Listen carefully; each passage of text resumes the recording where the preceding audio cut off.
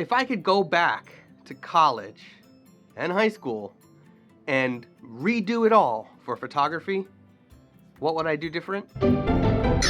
If I could go back to college, I would actually take more business classes. In fact, I'd probably focus more on business than I would on the photography side of things. Photography can be learned in school or on your own just by doing it. But business is a lot more difficult to learn just by diving in.